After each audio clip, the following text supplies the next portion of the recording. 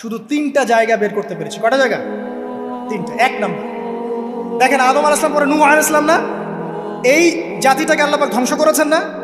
এই ধ্বংসটাকে আল্লাহ পাক এই বেপরদামির কারণে করেছেন, অশ্লীলতার কারণে করেছেন, পোশাকের অপসংস্কৃতির কারণে করেছেন? করেন নাই, শিরকের কারণে করেছেন। কি কারণে? শিরক।